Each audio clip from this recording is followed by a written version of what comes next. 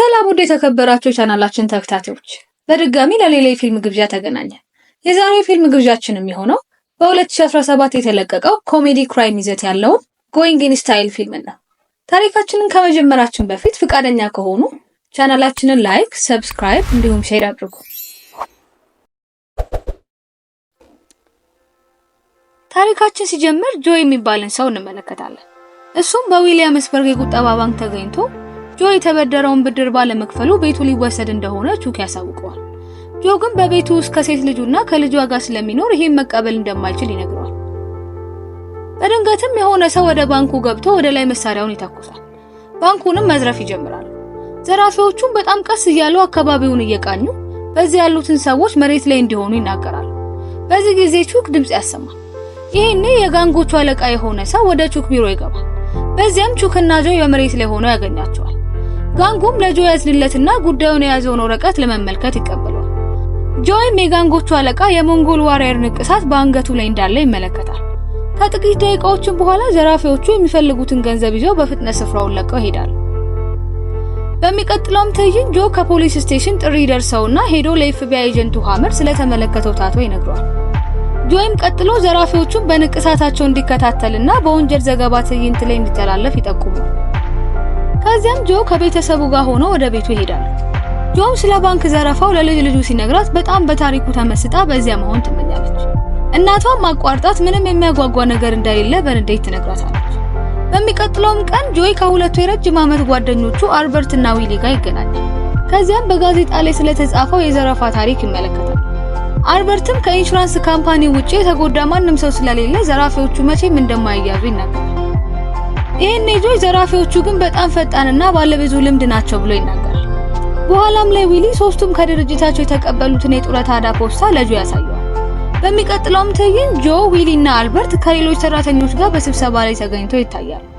ማኔጀሩም በዚያ ለነበሩ ሰዎች ድርጅቱ ሙሉ በሙሉ ወደ ቪየትናም እንደሚሄድ ይነግራቸዋል።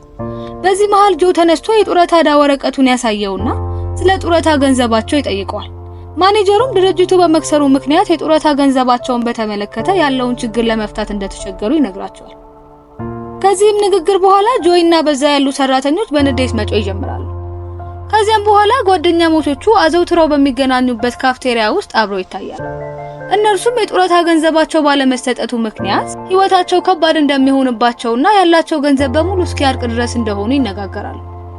በዚህ ጊዜ ግን ጆ የቀደሙትን ዘራፊዎች ጠቅሶ በጣም በእነርሱ እንደተነቃቃ ለጓደኞቹ ይነግራቸዋል። ምሽትም ላይ ጆ ከነ ዊሊ እና አልበርት ጋር ጊዜ አሳልፎ ወደ ቤቱ ይመጣል። ቤቱም ሲደርስ የባንኩን ዕዳ አልከፈልክም የሚል ማሳሰቢያ ያገኛል። ከማሳሰቢያውም ከ30 ቀን በኋላ ከቤተሰቡ ጋር ጎዳና እንደሚወጡ ይረዳል። በሚቀጥለው ትዕይንትም ዊሊ የጤና ምርመራ ሲያደርግ እናያለን። ዶክተሩም ወደ ዊሊ ቀርቦ ኩላሊቱ ፌል ስላደረገ ኩላሊት የሚለግሰው ሰው ከቤተሰቡ አባል እንዲፈልግ ይነግረዋል። ከተቻለም ንቅለ ተከላው በቅርብ ቢሆን ጥሩ እንደሆነ ይገልጽለታል። ዊሊም በቤት ከገባ በኋላ ከልጁና ከልጇ ጋር የቪዲዮ ጥሪ ደርሷል። እነርሱም ቶሎ ቢያገኙት ይመኛሉ። ዊሊ ግን በገንዘብ ምክንያት ሊጎበኛቸው ባይችልም እንኳን እሱም እንደሚስማማ ይነግራቸዋል። ቀጥሎም አልበርት ለአንድ ወጣት ሳክስፎን ሲያስተምረው እንመለከታለን።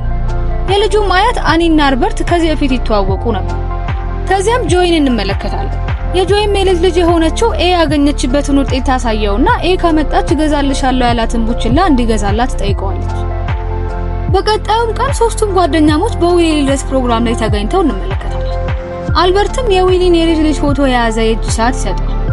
ጆይም ዊሊና አልበርት በባንክ ዘረፋው እቅዱ ላይ እንዲሳተፉ ግብዣ ያቀርብላቸውና ቤቱ በ30 ቀናት ውስጥ ሊወሰድበት እንደሆነ ይነግራቸዋል።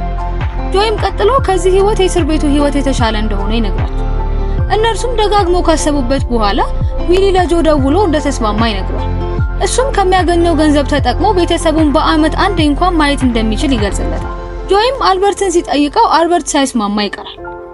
በሚቀጥለው ቀን ላይም አልበርት፣ ጆይ እና ዊሊ ወደ ሱፐርማርኬት ገብተው የዶሮ ስጋ ይዘው እንዲመጡ መኪና ውስጥ ሆኖ ይጠብቃቸዋል። እነ ጆይም ወደ ውስጥ ገብተው የሚያስፈልጋቸውን ነገር በኪሳቸው እየከተቱ ሳለ አልበርት በጣም ስለተጨነቀ ወደ ውስጥ ይመጣል። ውስጥም ሲገባ አኒ በዛ ቦታ ላይ ተቀጥራ እየሰራች ያገኛታል። እነ ጆይም የወሰዱትን ይዘው ሲወጡ የደህንነት አባሏ ትከታተላቸዋለች። እነርሱም በጭነት ዕቃው ላይ ሆኖ ከስፍራው ያመልጣሉ። ይሄኔ አልበርት ይያዛል። እነ ጆይንም የተከተለቻቸው ኦፊሰር የወሰዱትን እንዲመልሱ አድርጋ ከግሮሰሪው ያስወጣቸዋል። አልበርትም በጓደኞቹ ስራ ስላፈረ ትቷቸው ይሄዳል። እነርሱም የተሻለ ሐሳብ ማሰብ ይጀምራሉ። ከዚያም ጆይ መርፊን ለማግኘት ይወስንና ይሄዳል። መርፊም የቀድሞ አማቹ ነበር። ጆይም ከዚህ ቀደም መርፊ ወንጀለኛ ስለነበር እንዴት ባንክ መዝረፍ እንደሚችሉ ይጠይቀዋል። ወደ አልበርትም ስንመለስ ወደ ግሮሰሪ ስቶር ተመልሶ ከአኒ ጋር እናየዋለን። ከዚያም ሁለቱም በአኒ ቤት ውስጥ ጊዜ ያሳልፋሉ። በኋላም አልበርት ወደ ካፍቴሪያው ሲመጣ እንመለከታለን። ቀጥሎም በጋዜጣ ላይ ስለተመለከተው ዜና ይነግራቸዋል። በዚህ ጊዜ የብረታ ብረቱ ድርጅት የጡረታ ገንዘባቸውን ለፍጆታ ክፍያ እየተጠቀመ እንደሆነ ይረዳሉ። ይባስኑ ብሎ የዊሊያምስበርግን የቁጠባ ባንክ እንደሚቆጣጠሩ ይረዱና ያ በእነርሱ የጡረታ ገንዘብ እንደሆነ ያስባሉ። ይህን ጊዜ አልበርት ሊቀላቀላቸው ፈቃደኛ እንደሆነ ያሳውቃቸዋል። ቀጥሎም ወንጀለኛ የሆነውን ጄሰስ ለማግኘት ይሄዳሉ። እርሱንም ካናገሩት በኋላ ጆይ ጄሰስ አብሯቸው ሆኖ እንዲሰራ ይጠይቀዋል። አያይዞም 25% እንደሚሰጠው ይነግረውና ይስማማሉ። በዚህ ጊዜ ጆይ ከቤቱ ለመውጣት 20 ቀን ብቻ ቀርቶት ነው። ጄሰስም እንዴት ዘረፋውን ማከናወን እንደሚችሉ ያስረዳቸው ጀመር። በመጀመሪያ ደህንነት ካሜራዎቹ በየት ቦታ እንደተቀመጡ ካጣሩ በኋላ ወደ ውስጥ ለመግቢያ የሚሆን መኪና ያዘጋጃሉ። ከዚህ ሁሉ ግን እነርሱ ወንጀሉን እንዳልሰሩ የሚያስመስል ሁኔታ ማመቻቸት ሲሆን እሱም በሎጁ ውስጥ የሚደረገውን ካርኒቫል እንደ ሽፋን መጠቀም ነው። 20 ቀናቶቹም ካለፉ በኋላ በካርኒቫሉ ላይ ከሰዓት 2 ሰዓት ከ14 ላይ ተገኝተው 2 ተኩል ላይ ዊሊ ባሱን እየነዳ ወደ ባንኩ ይወስዳቸዋል። እነርሱም ልክ እንደተነጋገሩት ወደ ዊሊያምስበርግ ባንክ ገብተው አልበርት የሞላው ሰዓት ሲደርስ ወደ ላይ ሽጉጥ ተኩሰው ከዚያም ጆይና ዊሊ ወደ ጸሐፊዋ ሄደው ገንዘብ ይቀበሏታል።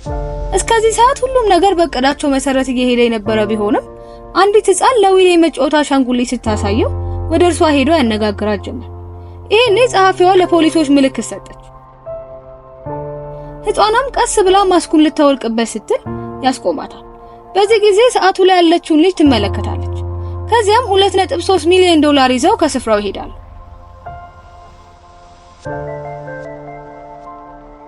ምሽትም ላይ በሬስቶራንት ውስጥ ራት እየበሉ አልበርት ሳክስፎን መጫወት ጀመረ።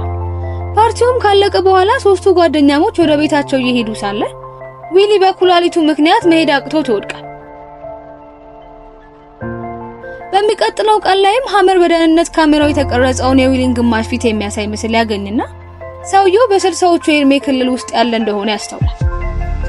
በሌላ በኩል አልበርትና ጆይ ዊሊ ወደ ነበረበት ሆስፒታል ሄደው የዊሊን ሁኔታ ካስተዋሉ በኋላ ኩላሊት የሚሰጠውን ሰው እንደሚያስፈልገው ይረዳሉ። ሐመርም ከጥቂት ጊዜያት በፊት እነ ዊሊ በግሮሰሪ መደበሩ ገብተው ያደረጉትን እንቅስቃሴ ሲመለከት ከባንኩ ዘራፊ ጋር ተመሳሳይ ሆኖ ያገኛል። በሚቀጥለውም ቀን አልበርት የተወሰኑ ፖሊሶች ከበሩ ፊት እንደቆሙ ያስተውላል። ከዚያም ሌሎች ፖሊሶች ዊሊንና ጆይን ፍለጋ ይመጣሉ። ቀጥሎም ሐመር ጆይንና አልበርትን ወደ ፖሊስ ጣቢያ ይዞ መጥቶ ካነጋገራቸው በኋላ ሕፃኗን ይዞ መጥቶ በወቅቱ ከነዚህ ውስጥ የትኛው እንደተመለከተች እንድትነግሮ ይጠይቃታል። ሉሲም ወደ ሁሉም ከሄደች በኋላ ዊሊ ጋር ስትደርስ በእጁ ላይ ያደረገውን ሰዓት ትመለከታለች። ነገር ግን ለሐመር እርሱ እንደሆነ ሳትናገር ትተዋለች። ከጥቂት ጊዜም በኋላ ጆይና ጄሰስ በካፍቴሪያ ውስጥ ይገናኙና ጄሰስ በሳጥን ውስጥ ቡችላ ይዞለት ይመጣል። ጆይም በዚህ በጣም ደስተኛ ይሆናል። በንግግራቸውም በፊት ያየው የጋንጎቹ መሪ እንደሆነ ይነግረዋል። 25% ድርሻውንም እንደማይፈልግ ያሳውቀዋል።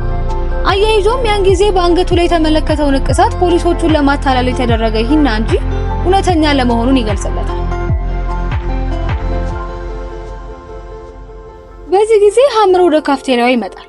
ነገር ግን የመጣው ጆይ በፖሊስ ጣቢያ የረሳውን ዋሌት ለመስጠት ነበር። ከዚያም ጥቂት ተነጋግረው ከካፍቴሪያው ይወጣሉ። ቀጥሎም ሶስቱ ጓደኛሞች ለቀድሞ የሥራ ባልደረቦቻቸው ስጦታ ይልኩላቸዋል። እነርሱም ከፍተው ሲመለከቱ ገንዘብ ሆኖ ያገኙና በጣም ደስ ይላቸዋል።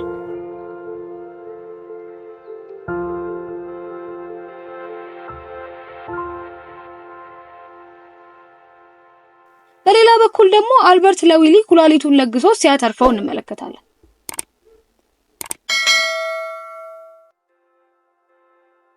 በመጨረሻም አልበርትና አኒ ተጋብተው ዊሊና ጆይ ደስ ብሏቸው ከተመለከትን በኋላ ፊልሙ ያበቃል።